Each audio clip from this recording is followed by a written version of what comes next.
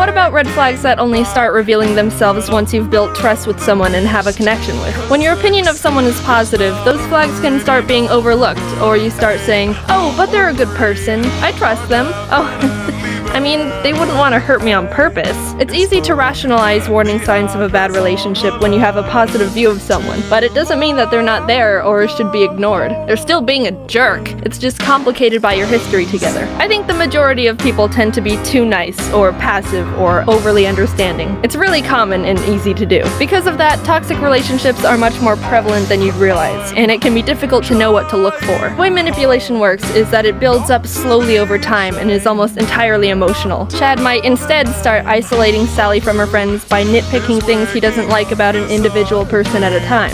I don't like how Nick talks to a lot of girls. It's kinda weird. Don't you think Dawn drinks too much? It's not too responsible of her. Little implants like that can make Sally view her friends not as highly one by one and start trusting Chad more. A few months of this go by and Sally's not hanging out with any of her friends anymore, and Chad successfully isolated her, which means he has much more control over her thoughts and emotions. I think it's important to keep in mind that everything in real life is much more humanized than when we talk about them. Realistically, you'd be at a small get-together with close friends. You've had a nice night with them so far, laughing and having a good time just like normal. One of them just takes out a little sandwich baggie and is like, "Hey, I've got Coke."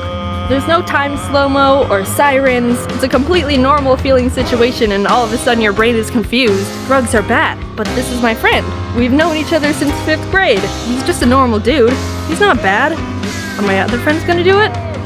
Your brain thinks of any excuse it can to rationalize behavior from people you trust or think highly of, which applies to relationships. It can be difficult, but you need to define how people should treat you and respect yourself enough to not let people maneuver you into bad situations. Emotional blackmail is a way to control or manipulate someone by using guilt, fear, and obligation against them. Is someone passive-aggressive, overly controlling? Do they use threats like, "Do this or I'll hurt you," or even, "Do this or I'll hurt myself"?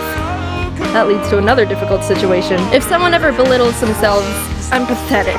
You should just leave me. I'm gonna hurt myself." It puts you in a complicated position because it can feel like there's a responsibility to provide this person with whatever they need because obviously you care about them and you don't want them to feel this way or even do something bad to themselves.